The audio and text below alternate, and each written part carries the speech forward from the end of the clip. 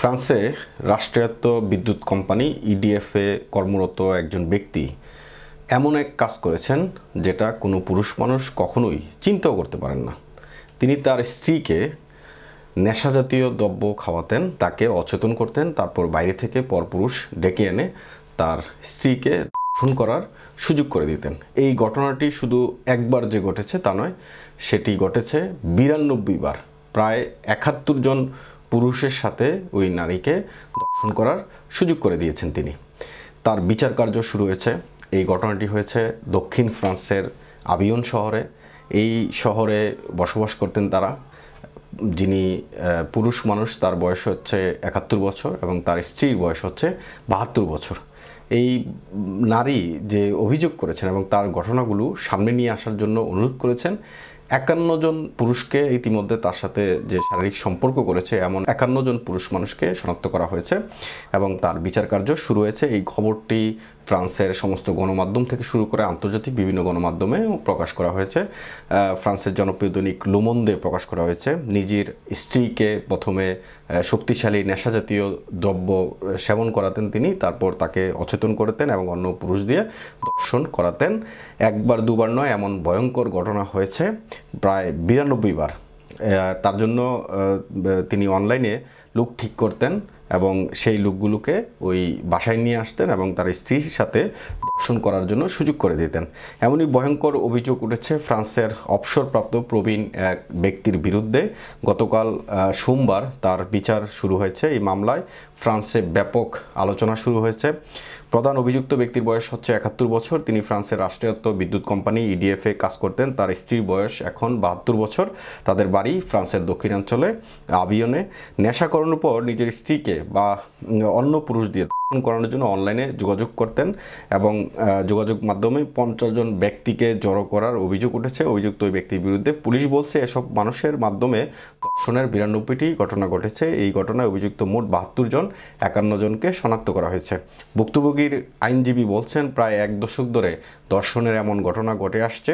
ধর্ষণের আগে তার মক্কেলকে কড়া ডোজের মাদক দিয়ে নেশা করানো হতো, তাই তার মক্কেল এসব ঘটনার বিষয়ে সচেতন ছিল না।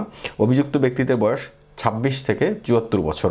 ভুক্তভোগীর আইনজীবীর দলের এক সদস্য স্টিফেন বুবুনু বলেন, ভুক্তভোগী নারী পুরো বিচার প্রক্রিয়াটি প্রকাশ্যে করার অনুরোধ করেছেন যাতে মানুষ এমন অপরাধ সম্পর্কে সচেতন হতে পারে। তার অনুরোধের পরিপ্রেক্ষিতে বিচারক রজার ওরাতা প্রকাশ্যে শুনানির ঘোষণা দিয়েছেন। 3 সন্তানের সহায়তায় অভিযুক্ত নারী আদালতে এসেছিলেন জানিয়ে তার আরেকজন কৌশলী অ্যান্তনি কামসু বলেন, অভিযুক্তের 3 সন্তানও চান যে পুরো বিচার প্রক্রিয়া গোপনে দরজার অন্তরালে চলুক। তদন্ত যেভাবে শুরু হয়েছিল 2020 সালের সেপ্টেম্বর মাস, প্রধান আসামি একটি শপিং মলে নিরাপত্তা প্রহরীদের কাছে ধরা খান। ওই সময় তিনি সেখানে 3 জন নারীর আপত্তিকর ছবি তুলছিলেন। তার বিরুদ্ধে তদন্ত শুরু হয়।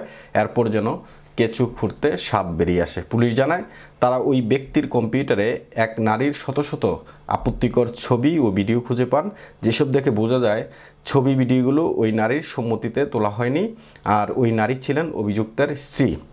ছবি ও ভিডিওগুলো বিশ্লেষণ করে পুলিশ জানতে পারে নিজের বাড়িতে ওই নারী দিনের পর দিন ধর্ষণের শিকার হয়েছেন, তাও নিজের স্বামী তাকে নেশা করিয়ে এসব ঘটনা ঘটিয়েছে। ফ্রান্সের আবিয়নের মাজান শহরে তাদের বাড়ি।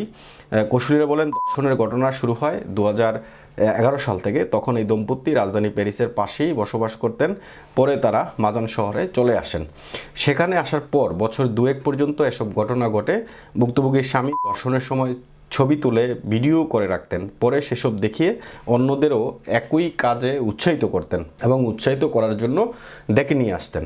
অভিযুক্তদের মধ্যে গাড়ি চালক, দমকল কর্মকর্তা, একটি কোম্পানির শীর্ষকর্তা, এমনকি সাংবাদিকও রয়েছেন। তাদের কেউ কেউ বিবাহিত, কেউ কেউ অবিবাহিত, কেউ বা তালাকপ্রাপ্ত। বেশিরভাগই একবার ধর্ষণ করেছিলেন, তবে কেউ কেউ 6 বার পর্যন্ত এই অপরাধে জড়িয়েছেন। একজন বিশেষজ্ঞ বলেন, ধর্ষণের ঘটনার সময় ভুক্তভোগীকে কড়া ডোজের নেশা করানো হতো। তার অবস্থা ছিল ঘুমানোর চেয়েও বেশি, অনেকটা কোমায় চলে যাওয়ার মতো।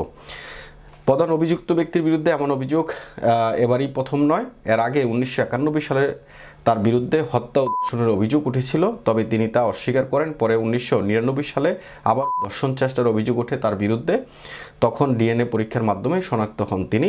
বিশেষজ্ঞরা বলছেন প্রধান অভিযুক্ত ব্যক্তি মানসিক স্থিতিশীল নন, এমনটাও বলা যাবে না। তবে এএফপির হাতে আসা নথিতে তারা বলছেন ওই ব্যক্তি নারীর শরীরের উপর নিজেকে সর্বশক্তিমান অনুভব করার তাড়না বোধ করতেন।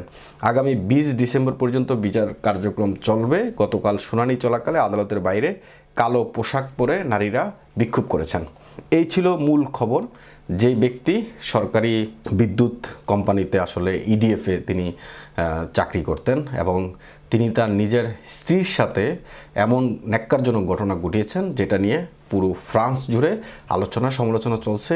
এই ব্যক্তি শুধু নিজের স্ত্রীর সাথে যে এমন ঘটনা ঘটিয়েছেন বিষয়টা এমন নয়, এর আগেও তিনি একাধিকবার ধর্ষণ ও হত্যা মামলার আসামি হিসেবে অভিযুক্ত হয়েছিলেন এবং তিনি যেভাবে পুলিশের জালে ধরা পড়েছেন সেটা হচ্ছে 2020 সালের সেপ্টেম্বরে একটি শপিং মলে তিনি চুরি করে আপত্তিকর ছবি তুলতে চেয়েছিলেন অন্য নারীদের।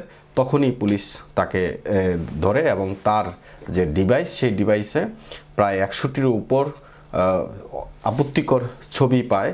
যেই ছবিগুলো ভিডিওগুলো পুলিশকে নিয়ে যায় মূল কেন্দ্রে, যেটাকে আসলে বলা হচ্ছে যে তিনি তার স্ত্রীর ছবি ও ভিডিও ধারণ করে রেখেছিলেন এবং এই সমস্ত ছবি ও ভিডিও দেখিয়ে অন্যদেরকে তিনি তার বাড়িতে ডেকে আনতেন এবং উৎসাহিত করতেন তার স্ত্রীকে ধর্ষণ করানোর জন্য।